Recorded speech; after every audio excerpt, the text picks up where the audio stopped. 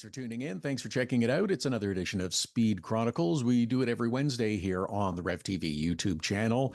Just a little discussion and conversation about motorsport stories, big series, little series, happenings, not super results oriented. We talk about winners and things that it means in the bigger picture, but we don't give you a lap by lap recount of every race. So if you want to have a little interesting conversation about motorsports, business of motorsports and stuff like that, this is the place to be. At RevTV, at Todd Lewis Sports on X and on Instagram. Sure, shoot us a DM. We'd be happy to answer some questions, make them part of the program in the coming weeks, and much, much more. So a lot to get into from this past weekend about motorsports, some big stories, a couple of things I want to touch on.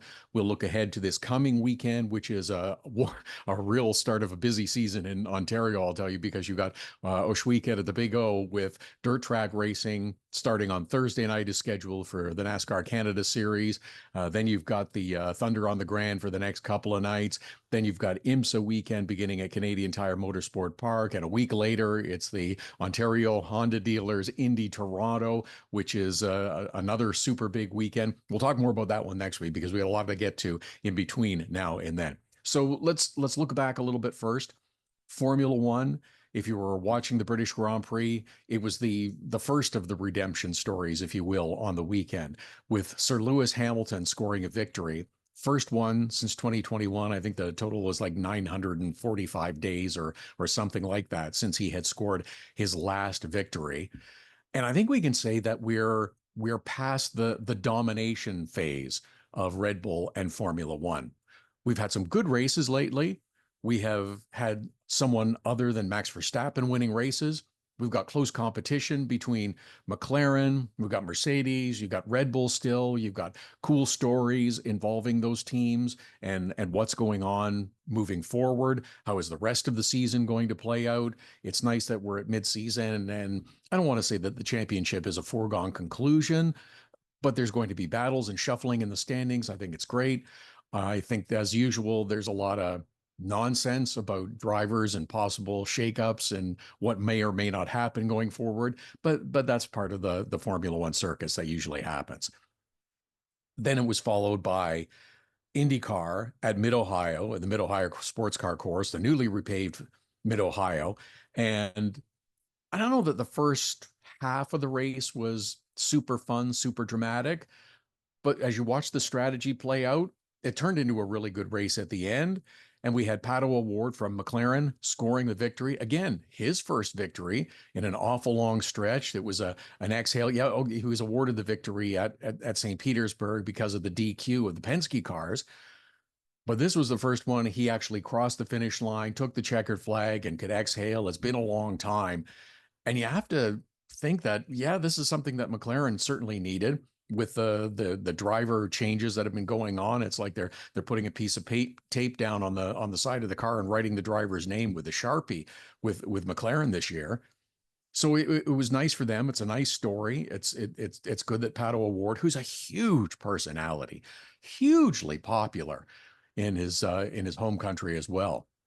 And it's a nice story for him to win. Yeah, there's a lot of angst and angry people at McLaren right now, or at being angry at McLaren right now. But it's a nice story for Pato O'Ward, who's a fun and engaging personality. And then, of course, you have the NASCAR race in the Cup Series that takes place in Chicago, and Alex Bowman scores the win. And listening to him and his victory interview afterwards, just shaking his head almost in disbelief. And you wonder with Alex Bowman, with Pato O'Ward, and especially with Lewis Hamilton, who's gone 3 years, it's just, am I ever going to get to do this again? That's a little bit of a peek inside the doubt that creeps into drivers sometimes when you go long stretches without victory. Now, even if it's not anything of your doing, you've had an uncompetitive car, you've had horribly bad luck, things going wrong that you can't even imagine at the craziest of times. But that doubt that creeps in, it's in motorsports and any other sports as well, just that doubt that begins to creep in, and the mental strength that's necessary to keep it far enough away that you can still race and compete at such a high level. That's one of the things that I admire about racers so much, is just you don't win that many, And if you go long stretches in between, that mental strength that's necessary to keep that drive and determination going forward and scoring the victory. So I'm happy for all three of those winners. It was really a nice story to see. A couple of other stories around these events that I wanted to touch on as well. The Formula One movie with Brad Pitt that's been talked about for I don't know what 5-6 years now is happening. It's we're only a year or so away from it actually debuting now. So they had the first trailer and the news that the movie is going to be titled F1. That's the title they came up with. How much time was spent on research and focus groups, and how long did it take you to come up with that one? We're doing a movie about F1. What are we going to call it? F1? All right, let's go with that. It seems like this is a big deal. Again, I think if you've got good racing scenes, that's great. What I'm interested in, better have a good story. I want to see a good story that goes with this movie. If you do, then that's great. It'll be successful, and I'm fine with that. IndyCar as well also had news this week because the only thing that they wanted to talk about for the last several weeks are the new hybrid engines that are coming in, and they're super happy about it and excited. And yes, we're debuting it in the middle of the season. It was supposed to start at the beginning of the year, but it wasn't quite ready. Wanted more testing, wanted more reliability, and proclaiming that it was an enormous success with 96.3% efficiency or something like that was all well and good. Except it didn't work for one of your championship competitors, and that's Scott Dixon, whose car quit on the pace laps. That's the problem. That's the one that isn't getting an awful lot of attention right now because they don't want an awful lot of attention right now. But one of your championship competitors had their season impacted by a malfunction of this mid-season introduced hybrid program. Simple thing. I think Scott handled it really well in his interviews as he always does. He's a pro. But if his championship comes down to the 30 or so points he may have lost out in this race because of a hybrid malfunction, I'd be awfully upset if I were Scott Dixon. I'd be awfully upset if I were Scott Dixon fans. Oh, look at it. It's a hugely successful 96.7. And I was led to believe in education that that's a great success rate, and it is. But when it's one of your championship competitors and contenders that gets impacted by it, that's a problem. And that's not good for the series. So IndyCar is headed to Iowa this week for a couple of ovals before they get to Toronto, and the Ontario Honda dealers, Indy Toronto. And I've said it a couple of times because the name's changed a little bit this year, and I want to make sure I get it right when I'm working that weekend. Okay, so let's go to the other street race, and that of course would be NASCAR. And into Chicago, second year in a row, good Xfinity race. SVG wins again. He gets taken out in the Cup race, accidental. It wasn't on purpose. It's unfortunate that it happens, but when your car quits, you slide, you have no control over it, and you bump another competitor. That's the way it goes sometimes. Sometimes you make a mistake. Sometimes you're a victim of circumstances, and you're a passenger, and there's nothing you can do. And that's what happened to SVG in the Cup Series race. It was a nice story for Alex Bowman to get the victory.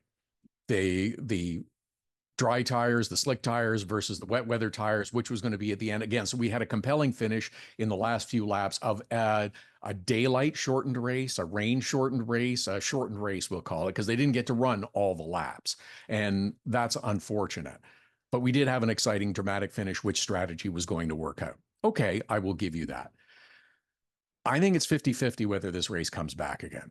I'm not sure if it is. I don't think we're going to know for a number of weeks yet because I don't think the NASCAR Cup Series schedule is going to be complete. And I don't think that's going to be complete for a while. And I think that's holding up other things as well that are going to happen. There's a couple of indicators as to why I'm not sure that the NASCAR race is coming back to Chicago. And I'll tell you this is why. And I don't have any inside info from high-placed sources unnamed at NASCAR. But these are observations that I've made, and here's why I'm not sure that it's coming back. Money, first of all. It's an incredibly expensive proposition to put on a street race, and I don't believe NASCAR is making any money from it. I think they're spending an awful lot of money. The race was called the Grant Park 165, I believe. Last year was the Grant Park 220. They shortened it a few laps. No title sponsor, no presenting sponsor. That's significant. They've set up an office in Chicago that runs full time to run this operation. We don't have a sponsor for the title of the event there. And I think that's significant. There is disagreement with the city about the fees that are paid by NASCAR, disrupting of the city, and using Grant Park, which is a wonderful space in Chicago that if you live in the area, you certainly want to take advantage of during the summer months because there's only a few of them, and NASCAR closes it essentially for a stretch of time to run this event. I think that works against them. I don't think the city thinks they're getting enough money. I don't know that they're generating enough money to make it worthwhile for NASCAR. It's been an interesting event. I don't think it's been a, oh my gosh, I have to go to this next year kind of event the first couple of years. Again, certainly impacted by weather, but I don't believe that's the only thing. I don't think the racing has necessarily been fantastic. It's just been, we've had some reasonable and compelling ends and finishes, but I don't think overall the event has been a sensational blowout success. The crowds at the concerts and entertainment, I don't think have been as big as they could be or should be to have this event as a success. So I think we're 50-50 at best whether or not this comes back. I think there will be other changes to the NASCAR schedule, and we'll wait and see what happens. Oh, one other note from this is that Bubba Wallace, who gave Alex Bowman a little love tap on the cool down lap, was made a stupid mistake to do that, and it's cost him $50,000 as it should. It's the right penalty, and the reason is